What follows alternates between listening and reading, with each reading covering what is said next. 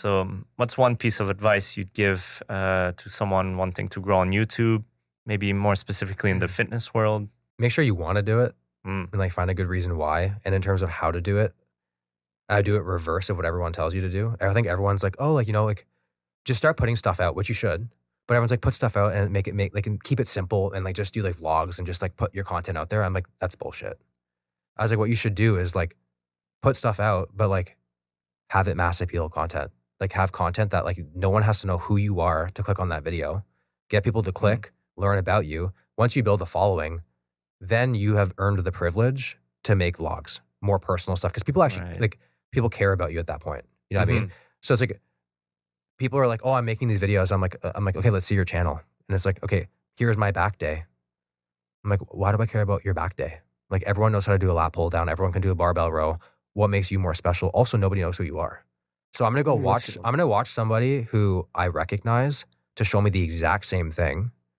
So my advice would be like, start, have some cool ideas, show your personality, be different. Don't try to copy, and then grow your audience and then earn the privilege of building that fan base and that community and then make your more personal content.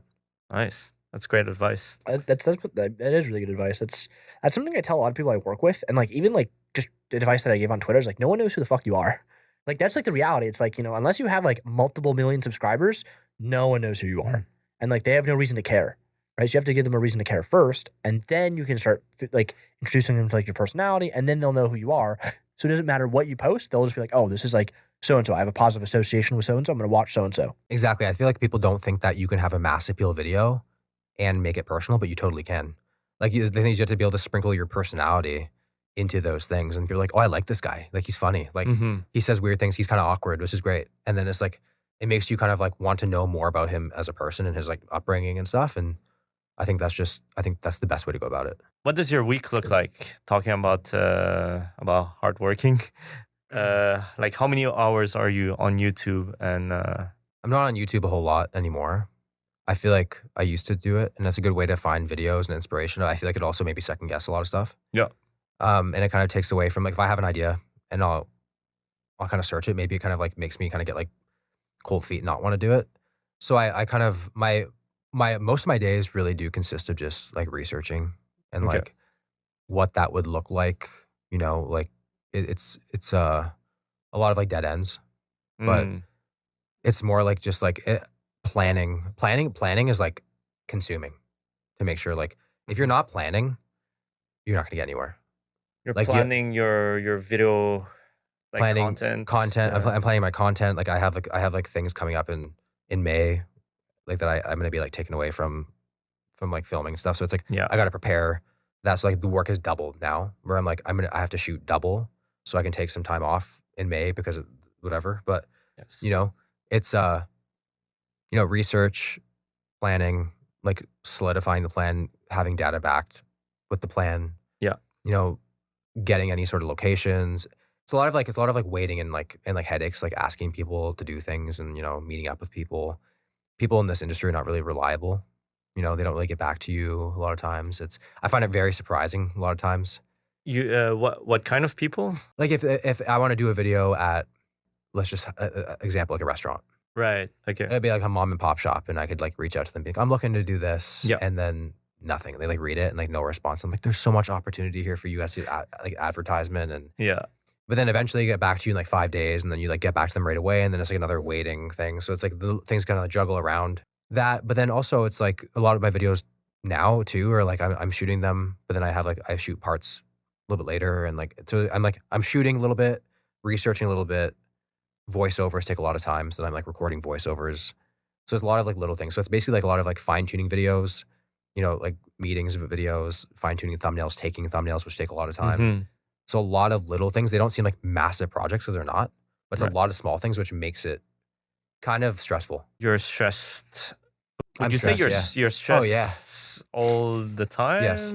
Oh, wow. Yeah. And why that burden? It's stress on you, basically. You're putting the stress on yourself. I know. I don't know how to explain it. I feel like every YouTuber would probably say the same thing and have no idea how to explain it. I think a lot of us, like we associate visibility with success. So we think that the more that we post, the more successful we're going to be. Mm-hmm. And the second that we kind of take some time off, we're going to disappear into nothing. So I think there's like a stress being like, we have to continue this, like this cycle of like outputting content, and just like, you make this video, you spend so much time on it, and that's only 1 week. And then you think about it and it's like, it's so daunting, and it's like, you're going to be doing this for years, and it's like, you're going to have to continue. And it's just, you're like, oh my God, am I going to run out of ideas? Like, I just thought of a really good idea. Is this kind of like the cap of like what I can come up with? And like, when is the ideal funnel going to end? It's like, I like to think that there's like infinite amount of ideas. We hope. But I don't know. I feel like one day I'd probably run out. I don't know. No, I think there's always a new like good idea. Constantly ideating leads to just better ideas in the end, is what I believe. How about, are you happy? Yeah. Oh yeah. I used to not be. I used to go through so many different waves of YouTube. Like, I mean, I'd say predominantly at the beginning I was unhappy with it. Okay.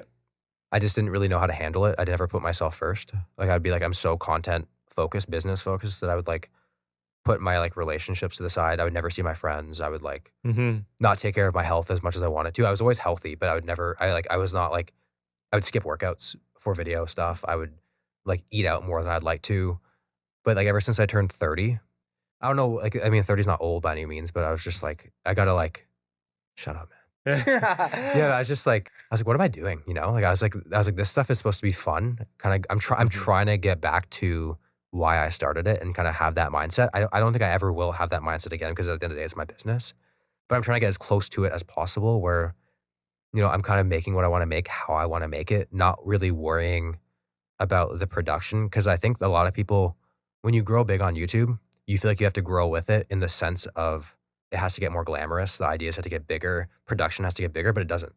It all really comes down to like executing the packaging, just getting better at storytelling, but still keeping those things simple. And that's kind of what I'm getting back to. And like, I'm kind of like having a life again, as weird as it sounds. Like, I found a schedule that works for me. I kind of have like days where I'm like, Wednesday, Sunday, I'm taking my wife out. We go do stuff. Like, I'm like nice. Prioritizing stuff. I'm like making sure to see my friends more. And it's just like overall made me a better YouTuber. And I'm like way more productive on the days that I work. Right. So I just feel like stepping back has been like the best thing ever, and just like putting yourself first, and then it just makes you more excited to get back at it.